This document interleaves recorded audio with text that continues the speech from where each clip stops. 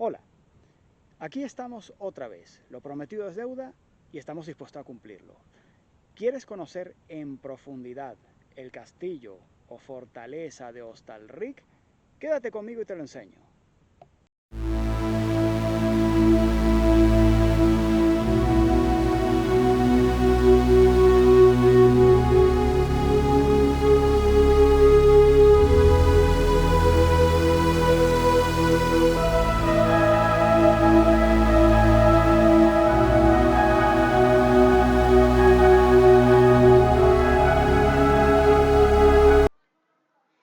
Aprovecho la ocasión para recordarte que tenemos una cuenta de Instagram con una galería fotográfica que va creciendo día a día.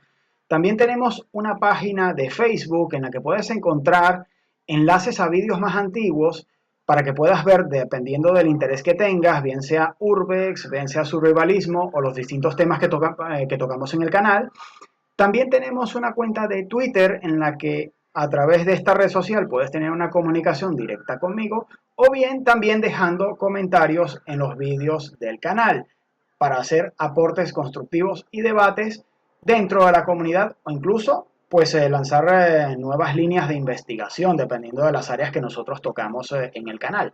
Y dicho esto, pues vamos a empezar a enseñarles en profundidad el castillo de Ostalric. El motivo por el que he escogido este castillo es porque es relativamente desconocido a pesar de la importancia que tiene dentro de la historia de España en diversos periodos históricos concretos. Se trata de un castillo que ya existía desde la época medieval, concretamente desde los años 1100, por lo menos se tiene constancia documental de la existencia de este castillo, que sin embargo fue destruido en varias ocasiones a lo largo de la Edad Media, por lo que realmente del recinto antiguo medieval se conserva prácticamente muy poco. Y es el motivo por el que, si te fijas bien en la fotografía que les estoy enseñando ahora mismo, se trata en la actualidad de un castillo que corresponde más a una planta de la Edad Moderna. Un castillo que fue construido a lo largo de los años 1700. Por orden de Su Majestad el Rey de España, que gobernaba en aquel momento, encargó al Real Cuerpo de Ingenieros Militares la construcción de este castillo, que tiene muchos aspectos típicos, clásicos de este tipo de estructuras que corresponden a la Edad Moderna. El castillo tiene una serie de peculiaridades que vale la pena resaltar. Una de ellas es que el castillo fue construido en una zona en la que se aprovechó la cima de un antiguo volcán extinto que se encuentra pues, en el lateral del pueblo de Hostalric. Se aprovechó la cima del castillo que prácticamente domina toda la zona y se hizo la construcción de la fortaleza en él, aprovechando la cantera basáltica del propio volcán, como iremos enseñando a lo largo del vídeo. La misión del castillo siempre fue, desde el momento de su construcción, el control de la vía única y principal que comunicaba el norte de España, desde la frontera con Francia, con el sur, concretamente con el camino que llevaba hasta Barcelona, concretamente con la vía romana. La vía romana durante mucho tiempo fue la única vía de comunicación existente entre el norte de España hasta la frontera con Francia y para poder bajar al sur, en Barcelona. El control del recinto se realizaba mediante una muralla que rodeaba a toda la población, que esa ya es de época medieval y que ya enseño en un vídeo del que dejaré un enlace para que puedan apreciarlo concretamente, en el que ya muestro el recinto histórico medieval del pueblo y, eh, y el cobro de los derechos de pasos correspondientes que existían a lo largo de las puertas que comunicaban las distintas zonas del pueblo. Motivo por el cual, para dominar esta importante vía de comunicación, se construyó este castillo, que tuvo una importancia estratégica durante mucho tiempo, desde la era medieval hasta prácticamente principios del siglo XIX, concretamente. Fue cuando tuvo mayor importancia. A nivel histórico, el castillo tuvo mucha importancia en tres etapas históricas concretas. Durante la Edad Media, en la que detuvo la invasión en muchas ocasiones por parte de los franceses de las comarcas españolas ubicadas en estas zonas, por lo que acabó siendo destruido por los franceses en varias ocasiones, motivo por el que del recinto medieval prácticamente se conserva muy poco, quitando una cisterna que existe y poco más, prácticamente no se conserva nada. No sería hasta los años 1700 cuando, por orden real, el Real Cuerpo de Ingenieros construyó la actual fortaleza que hoy conocemos, y que participó en dos momentos históricos muy importantes dentro de la historia de España, que fueron la Guerra de Sucesión Española, en la que hubo la pelea entre los ejércitos de la dinastía de los Borbones con la de los Austrias por conservar el trono de España, y en la que la fortaleza de Hostalric fue la última fortaleza en caer en poder de los Borbones en todo el país, siendo entregada por los ejércitos favorables a la Casa de Austria, y cabe resaltar que fue rendida, pero no llegó a ser tomada por las tropas borbónicas. Muy importante esto.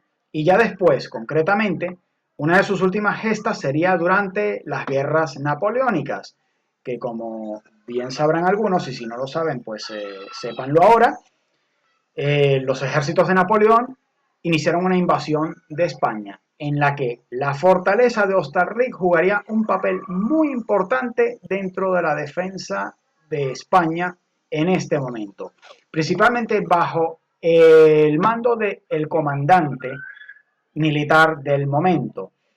Esto es un dibujo ilustrativo, no es un retrato, tengo que aclararlo, que es concretamente el coronel Estrada, cuya gesta es celebrada por las autoridades del pueblo, en la que existe además una avenida principal con su nombre.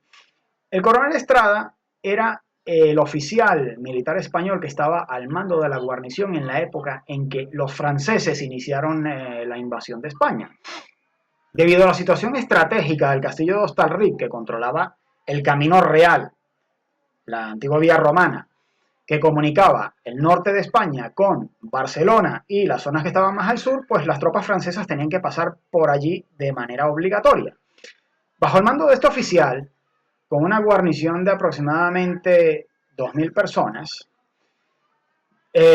consiguió resistir el asedio de las tropas francesas durante aproximadamente 4 meses, en los que ya, falto de municiones y víveres, realiza una huida desesperada con el resto de sus tropas, en la que sin embargo fue apresado posteriormente, pero ya fuera de la fortaleza.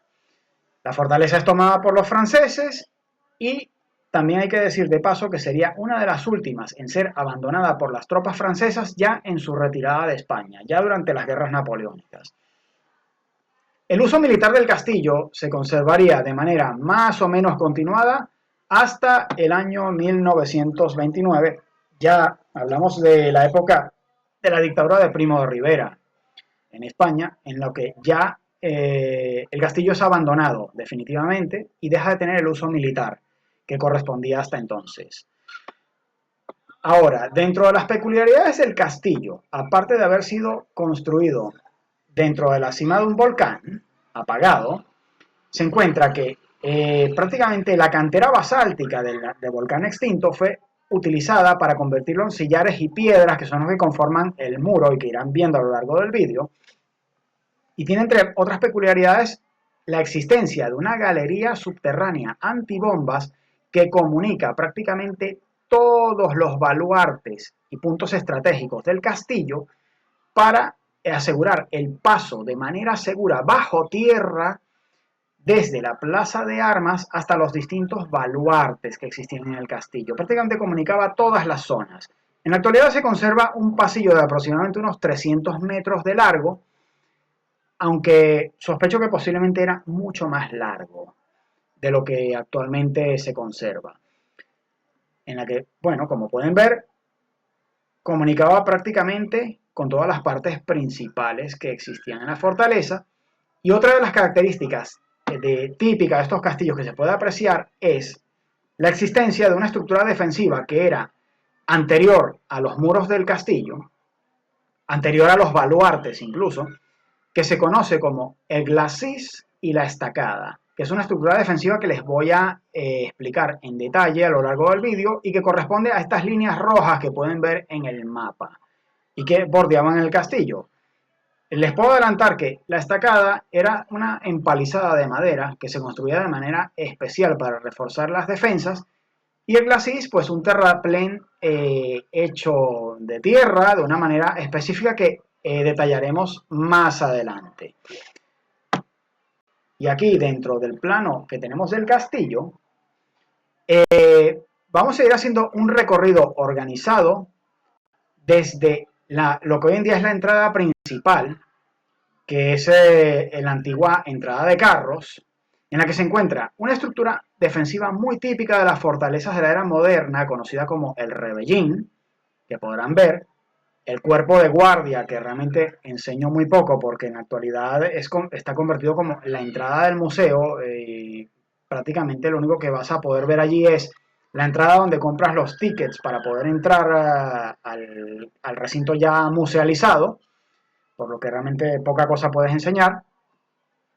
Tenemos la existencia del foso, en el que se puede apreciar cómo fue tallado dentro de la roca viva basáltica del antiguo volcán, y la existencia de los tres baluartes principales del castillo, uno más grandes que otros, entre los que tenemos el baluarte de San Francisco de Paula, que es el más grande de todos, donde se encuentran estructuras como la torre del reloj y una torre telegráfica visual, cuyo funcionamiento les explico también más adelante. Tenemos el baluarte de Santa Tecla, el baluarte de Santa Bárbara. El de Santa Tecla, lo principal es que era la zona en la que estaba asentado en la cúspide, en la cima de todo, la residencia del gobernador del castillo, es decir, del comandante principal. Después tenemos el baluarte de Santa Bárbara, que era realmente un baluarte hecho de manera completamente ortodoxa, en la que se encuentra pues el polvorín principal, del que vamos a hablar más adelante. Y después tenemos una estructura que correspondería prácticamente a la de cualquier baluarte, excepto por una cosa, que no tiene realmente un baluarte concreto en sí, es el diente de sierra, en el que justamente al lado del diente de sierra se encuentra el segundo polvorín de la guarnición, que era el polvorín de mixtos, en el cual se rellenaban los proyectiles especiales, como por ejemplo eran las bombardas. La fosa del castillo cubría toda el área defensiva en alrededor de 3/4 del castillo, un 75% aproximadamente, debido a que se aprovechó la ladera de la montaña, la ladera del volcán, para hacer esta cuarta zona de aquí completamente infranqueable. Se encuentra justamente en la punta de la cúspide y es prácticamente imposible acceder a ella, ¿no? Al menos en la época era así. Por lo que la fosa realmente cubre pues el 75% restante. Y ya dicho todo esto, bueno, también les enseñaremos algunas de las cisternas que existían en el castillo, 2 de las 4 que llegó a tener, y algunos detalles más que iremos enseñando a continuación. A partir de ahora, pues, disfruten el vídeo. La vía romana, que posteriormente sería el camino real y que sería el paso a defender por el castillo fortaleza de Hostalric, que se encuentra más arriba. Originalmente el camino real, la vía romana, conducía desde este punto, pasaba por todo esto, hacia lo que hoy en día es una calle del pueblo, pero antes era el antiguo camino real, y llevaba hasta las murallas medievales de Hostalric, donde había que pagar un derecho de paso, de franqueo. Sobre esto tengo un vídeo del que hablo detalladamente en la exploración de Hostalric y que te invito a ver para que tengas más detalles a continuación. Justo a partir de aquí, donde se encuentra el camino que nos conduciría hacia una de las cisternas que tuvo el castillo, podemos apreciar concretamente cómo el foso del castillo fue excavado, mira, en la roca basáltica. Aquí se puede apreciar concretamente en lo que fueron los restos del antiguo volcán, para construir pues lo que es parte de la estructura defensiva en la que el enemigo se veía obligado a bajar antes de atacar pues la siguiente muralla, lo cual lo dificultaba bastante en la época en la que no existía la aviación ni los paracaidistas. Pero mira, se puede apreciar perfectamente la estructura desde aquí.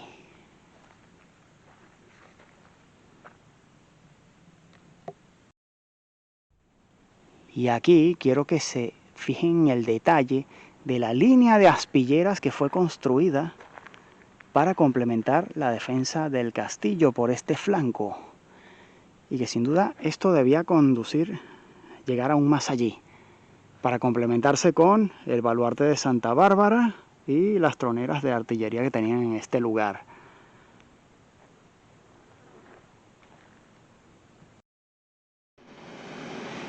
Y aquí tenemos lo que se conoce como el Portal de los Socorros, que fue la entrada principal del castillo, hasta que se hizo la modificación de lo que hoy en día se conoce como el Portal de los Carros, que se convirtió después, en los tiempos más recientes, en la entrada principal, y esto quedó como una entrada secundaria. Sin embargo, la entrada original era esta que se encuentra allí. Y aquí tenemos los restos de lo que fue la torre del reloj, que se le llamaba así debido a que alojaba el reloj que había en la guarnición, y por aquí podremos llegar a tener una vista por arriba de lo que fue la fosa de Francisco de Paula, si mal no me equivoco, el baluarte de San Francisco de Paula concretamente, que es este que se puede ver por aquí, el cual iremos a ver por el otro lado también, en el que se puede ver ese punto circular que se encuentra allí. Son los restos de lo que fue la antigua torre de telegrafía óptica que conectaba con otras y que está muy relacionada con la que se encuentra en la zona de Calella, de la cual tengo un vídeo del que también te dejaré un enlace para que lo puedas ver, para que veas las características que tenían.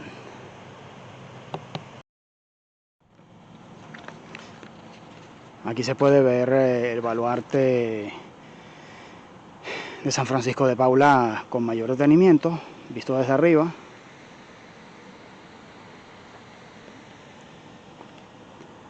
Allí los restos de la torre telegráfica y una comunicación directa con el recinto medieval, del cual ya se ha hecho un vídeo de exploración y del que dejaré también un enlace para que lo puedas ver.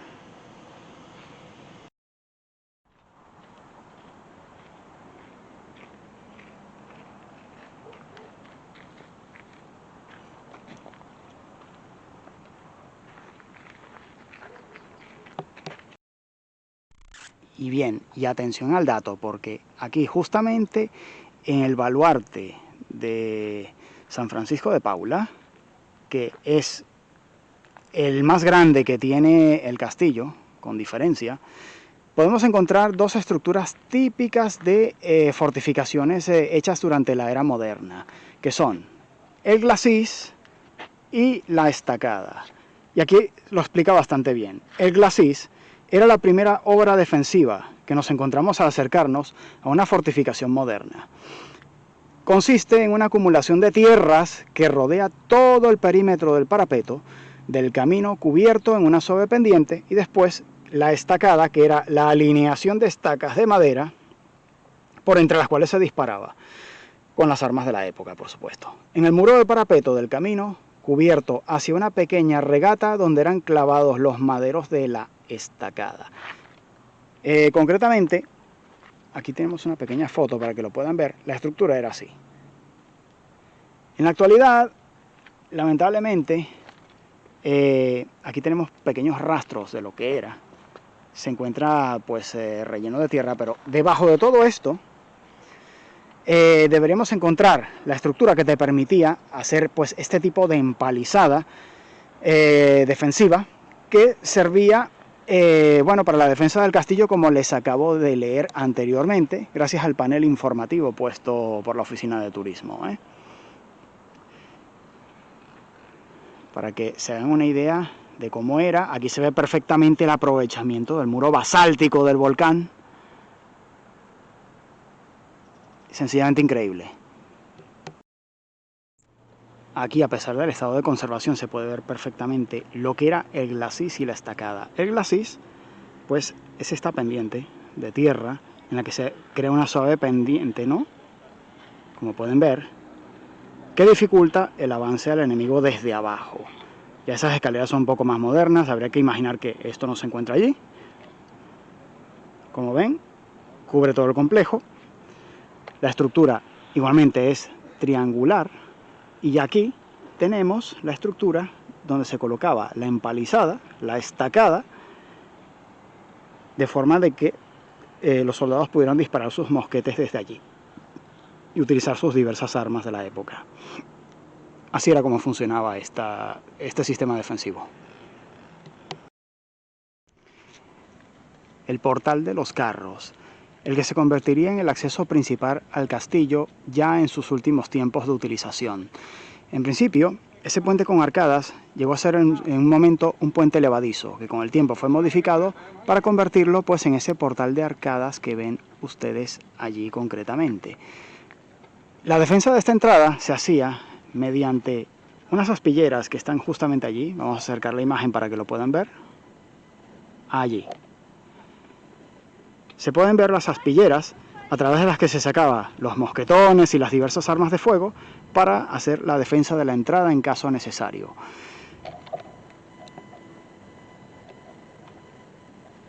Y no muy lejos de allí se encuentra pues la entrada a una de las grandes cisternas del castillo, que se encuentra comunicada con el foso, del que hablaremos más adelante. El foso. Parte de la estructura defensiva que fue excavada directamente en la roca, como se puede apreciar aquí, en donde se ven los restos del muro basáltico, que fue aprovechado para hacer las murallas, pero el foso efectivamente fue excavado en el muro basáltico del antiguo volcán, como se puede ver en la base, y que formaba parte de las defensas del castillo. En caso de que se superase este primer cinturón defensivo de muralla que tenemos aquí,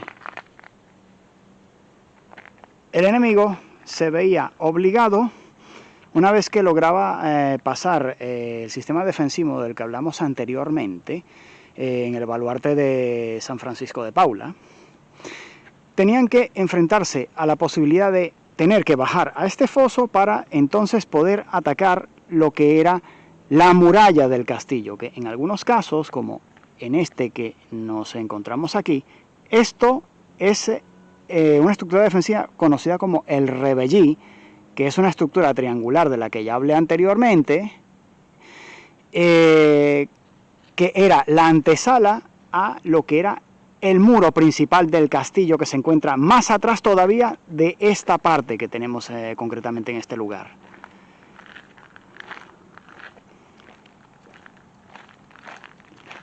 La profundidad llegaba a ser considerable.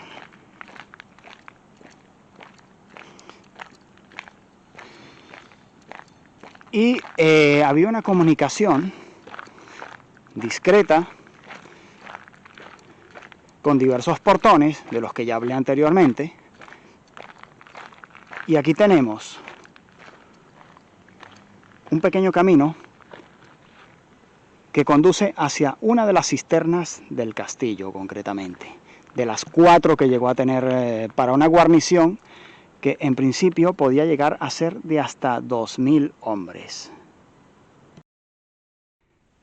Y no muy lejos del portal de carros tenemos esta escalera que nos conduce hasta el foso, que es esto que tenemos aquí, que conecta con una de las grandes cisternas del castillo.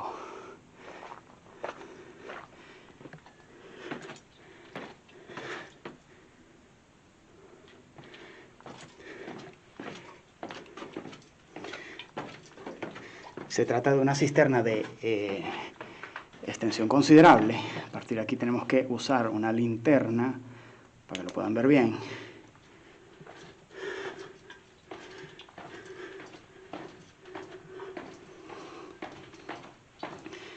Hay que decir que hay galerías subterráneas por diversas partes del castillo. Sin embargo, no todas ellas se puede acceder, lamentablemente. Pero ya les dejo saber que existen, efectivamente. Y aquí tenemos la cisterna mayor, que apuntando un poco hacia allá abajo, a ver si lo consigo, ahí se ve el agua. Aún hoy en día esta cisterna recoge el agua de las lluvias, estaba capacitada para ello, a través de estas canales que estaban pensadas para eso, para que el agua de lluvia proveniente del exterior ya se fuera almacenando por aquí. Y si seguimos por este pasillo, tenemos una comunicación con el exterior del castillo.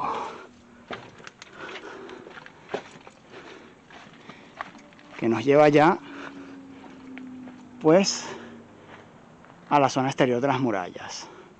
Justo por aquí. Aquí se puede apreciar perfectamente cómo era el sistema de recolección del agua de la lluvia hacia la cisterna. Provenía por este desagüe, el cual llevaba el agua hasta esta canal, que es la que al final te conduce las aguas desde este punto. Como pueden ver, el desagüe concluye aquí, allí. A ver, tengo que iluminarlo para que lo puedan ver. Allí. ¿Ven? Conduce el desagüe directamente desde ese lugar que les acabo de enseñar hasta este punto, que es donde se recogen las aguas.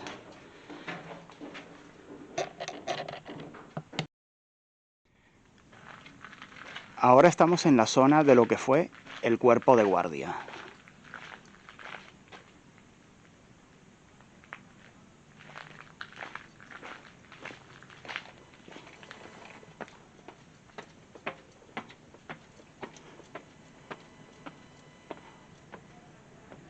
Ahora justo estamos encima del complejo y vamos a pasar rápido a vista de pájaro la vista que se tenía desde aquí.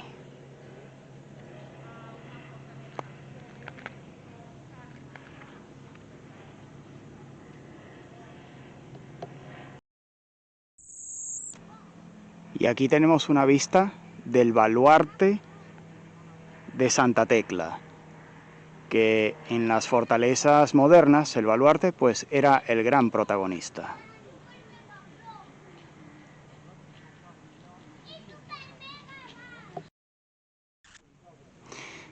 Vean el detalle de cómo se aprovechaba la estructura basáltica del antiguo volcán sobre el que se encuentra asentado el castillo, y del que además la cantería que se utilizó para construirlo proviene pues de la propia roca del lugar.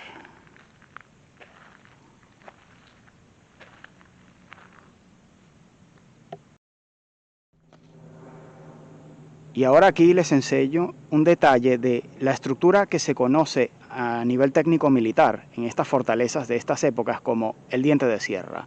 Es una estructura defensiva que se realizaba, como ya he explicado, cuando no se podía realizar un baluarte en la zona y facilitar así la defensa de lo que era el complejo, en el que podemos ver las aspilleras, que son esos pequeños agujeros que ven en la pared en los que se podía sacar pues, el cañón de los mosquetes de la época para facilitar la defensa. Y después tenemos puertas de acceso como esta que se encuentra ahí abajo, que se conocen con el nombre de poternas, que eran pequeños accesos disimulados, pues que facilitaban la comunicación interior con el castillo y principalmente con zonas como la fosa, por ejemplo.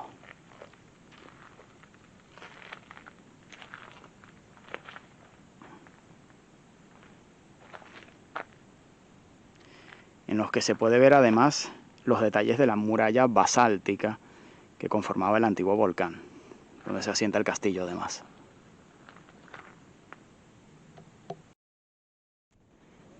Y aquí estamos en lo que se conoce dentro de la estructura del castillo como el baluarte de Santa Bárbara, que dentro de los baluartes que tiene el castillo es el único que tienen que se puede considerar a nivel teórico dentro de estas estructuras como baluarte propiamente dicho, ¿eh? Ahora vamos a dar una perspectiva de la estructura en lo que hoy en día se ha convertido en unos lavabos.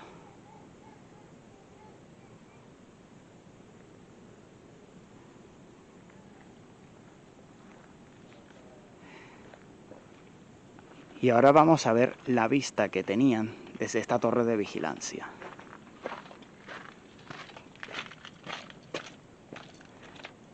Ya por aquí vamos a hacer un pequeño enfoque.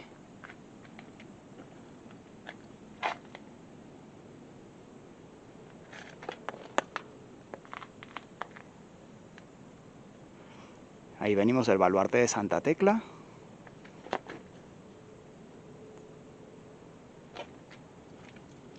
Y vamos para aquí.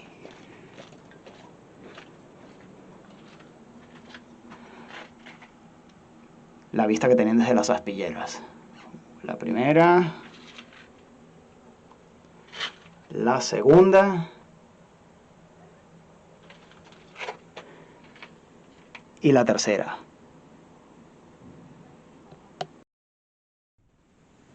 Y bien, justo al lado del baluarte de Santa Bárbara tenemos la entrada a lo que era el refugio a prueba de bombas, que era una gran galería de comunicaciones que les mostraré ahora más adelante. Y aquí tenemos el detalle de la estructura del diente de sierra, concretamente. Se trata de una estructura que normalmente se hacía cuando faltaba espacio para colocar un baluarte como este que tenemos al lado. La función del baluarte era precisamente eliminar los ángulos muertos por los que pudiera pasar el enemigo. Entonces, a falta de esto, se construyó pues esta estructura que daba acceso a unos portales que quedan por aquí,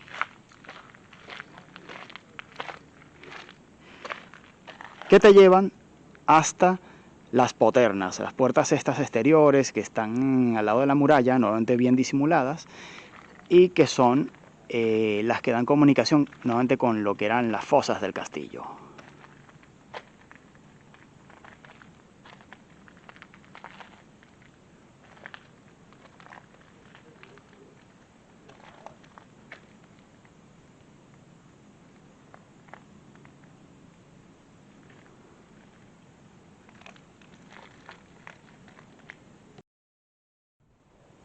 Y ahora, justo desde el medio de la estructura de diente de sierra, allí tenemos el acceso a las poternas que pasan justo por debajo.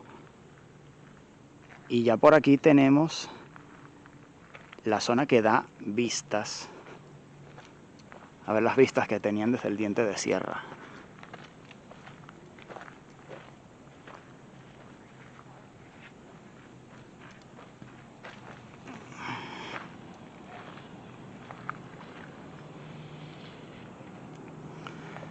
Como ven, tenían un amplio dominio de la zona, sin duda alguna.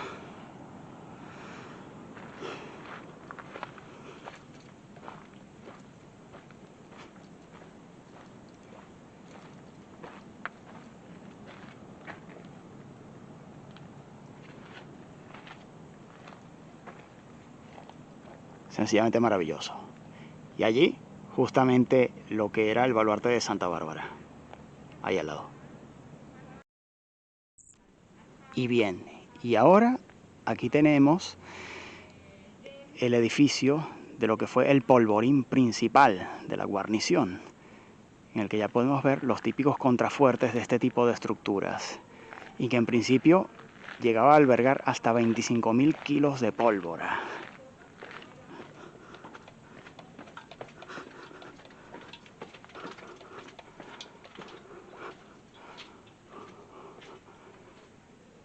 Vamos a hacer un detalle de la puerta, a ver qué tal se ve desde aquí dentro. Vean el detalle del abovedado.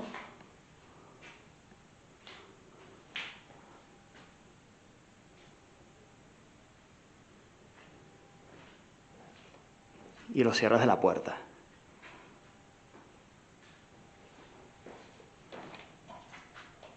Aquí tenemos una pequeña puerta que servía de ventilación.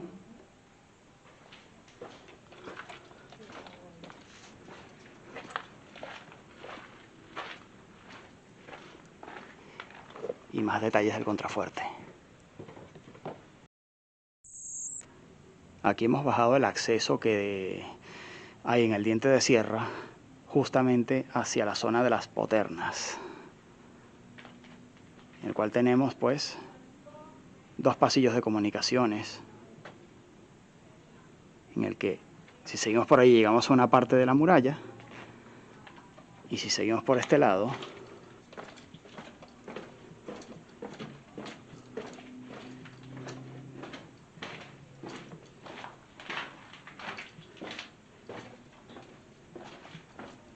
llegaremos, en este caso, hasta la fosa.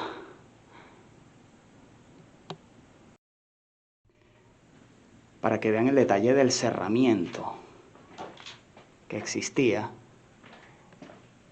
en la comunicación con las poternas.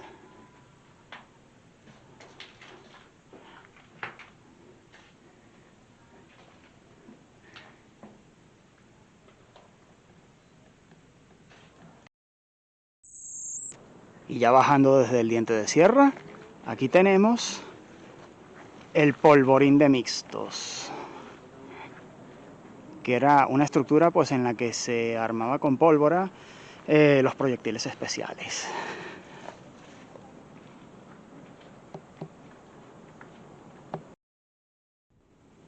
Y bien, saliendo del polvorín principal, ahora les voy a enseñar una de las grandes curiosidades. Una zona de letrinas, de tropa, de la época. Para que vean cómo era en la antigüedad. Esto llevaba una fosa séptica que en principio conducía todo esto fuera del castillo y bueno, incluso tenía una pequeña ventilación para eliminar un poco los olores que había por aquí en esas épocas. En principio ahora hay un suelo de madera en el que, bueno, si seguimos por aquí deberíamos llegar hasta la fosa séptica que tenía esto,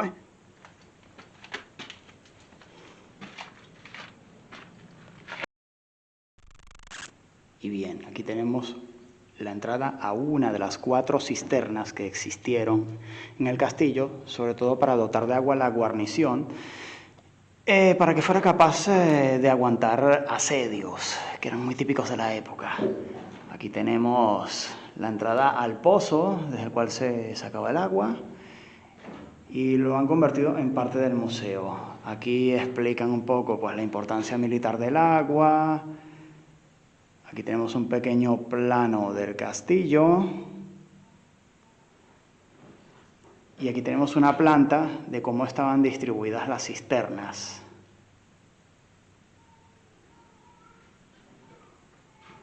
Aquí tenemos una pequeña fotografía en la que exponen la estructura un poco. Y ya saliendo de la zona, pues han hecho unas habitaciones anexas en las que se puede ver pues uniformes y material de la época.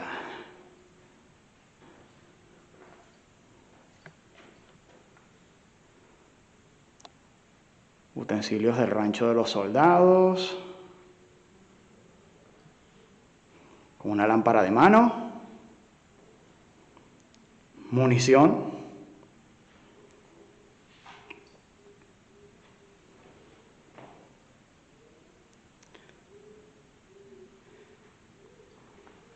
aquí hubo una guarnición hasta el año 1929, es el motivo por el que encuentran esta insignia, que corresponde al uniforme de la artillería del rey Alfonso XII, que fue uno de los últimos reyes de España que hubo antes de la Guerra Civil Española. Y aquí tenemos munición de mosquetes y pistolas de diversos calibres. Todas armas de avancarga. Una antigua bayoneta, la cantonera de un fusil, aquí. Otro uniforme de época. Y cómo llevan los registros, los diarios o partes de guerra. Aquí tenemos el diario de guerra de Daniel O'Sullivan, gobernador de la fortaleza, durante el ataque de 1808, el ataque francés. Habría que entender.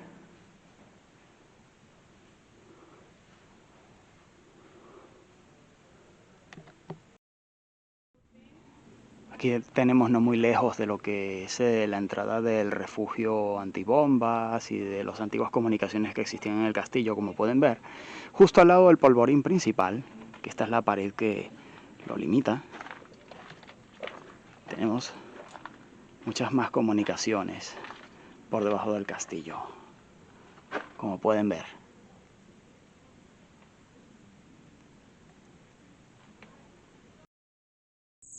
Aquí, cerca del polvorín principal, estamos en lo que fue la galería a prueba de bombas, que tuvo una extensión de unos 300 metros aproximadamente y que en principio daba cobijo tanto a la guarnición como posibilidades de cobijo incluso a la población civil. Durante las guerras napoleónicas se calcula que alrededor de 1.500 personas estuvieron aquí alojadas. Hay que decir que para ello se trasladaron a esta zona los servicios básicos, vitales del castillo, como podían ser el hospital, el horno de pan, servicios de avituallamiento e incluso hasta el alojamiento de tropa. Aquí tenemos los restos de la habitación. Hay que decir que hay que recordar que esto fue utilizado en su momento como restaurante. Y estas zonas las utilizaron pues para almacenar vinos y otras cosas. Ahora vamos a colocar la visión nocturna para que lo puedan ver mejor. Listo. Ya está colocado.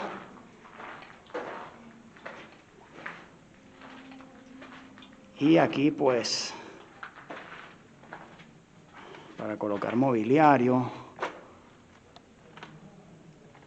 Tenía ventilación y tragaluces, hay que decirlo. Y ahora vamos a ir por el pasillo principal, que queda conectado por aquí.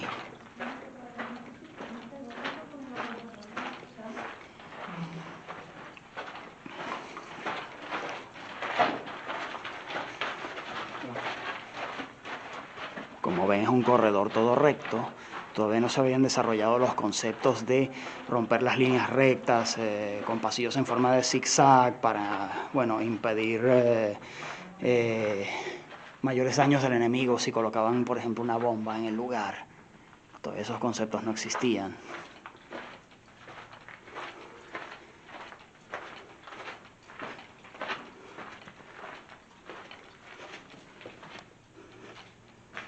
Por aquí tenemos una salida que nos conduce al exterior. Y vamos a seguir por este pasillo todo recto para que vean lo amplio que era y los restos de los tragaluces, que servían como forma de ventilación y de dar pues luz al lugar, como lo pueden ver.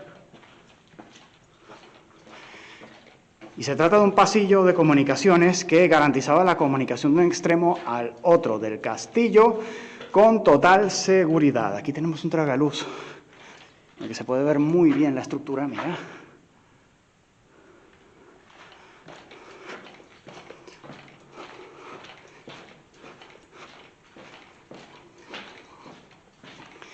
Y aquí ya tenemos una pared protectora, divisoria,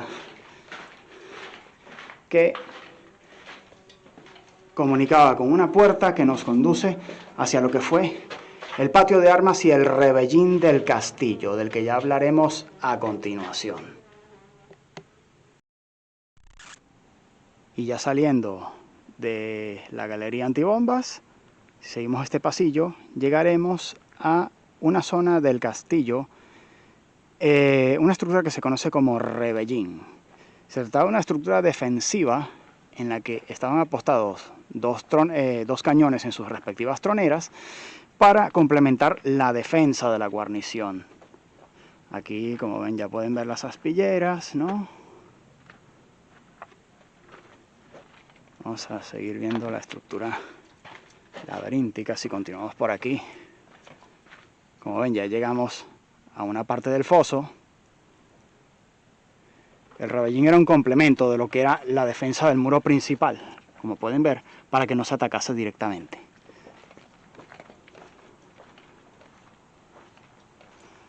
Aquí tenemos restos de las dependencias. Vamos a colocarnos al medio para que vean. Tenía una estructura triangular, a partir de la cual pues se desarrollaban las aspilleras, las troneras, los complementos como las torres de vigilancia, como pueden ver, que eran las que facilitaban a la guarnición el impedir el paso a que atacasen directamente lo que eran los muros principales del castillo, que es esto que tenemos aquí.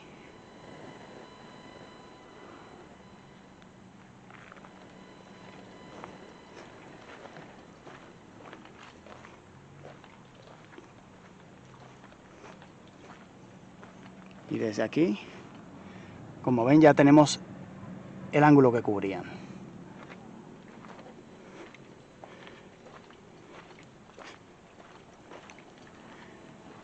Principalmente por este lado, para completar la defensa del foso por aquí, junto con el baluarte de Santa Tecla. Ya saliendo por el acceso que te conduce hasta el refugio antibombas, mejor dicho, el pasillo antibombas, siguiendo todo recto por aquí llegamos a lo que fue el patio de armas de la guarnición. Por aquí tenía acceso hacia el refugio antibombas, como pueden ver, y te llevaba directamente hasta el patio de armas del castillo.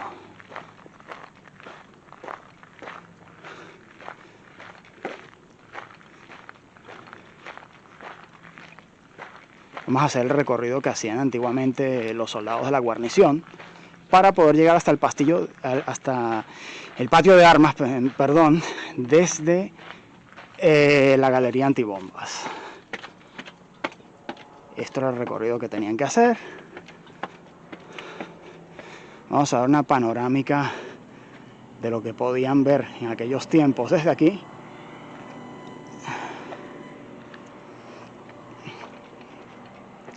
Y aquí está el patio de armas, en el que se pasaba revista a las tropas.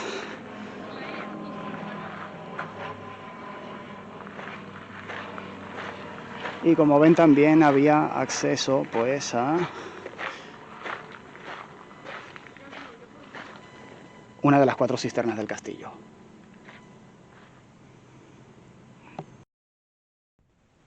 Y bien, esto ha sido todo sobre el castillo o fortaleza de Hostalric. Si te ha gustado el vídeo, por favor, pégame un like, suscríbete al canal y apóyalo en redes sociales. Tenemos una cuenta de Instagram con una galería fotográfica que va creciendo día a día y con mayor cantidad de seguidores y con gran interés. También tenemos una cuenta de Facebook en la que puedes suscribirte al canal y ver enlaces de vídeos anteriores para que no te los pierdas.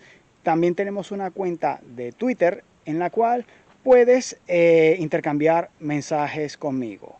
Y te invito también a dejar mensajes en el propio canal de YouTube en el que puedas hacer aportes a toda la comunidad.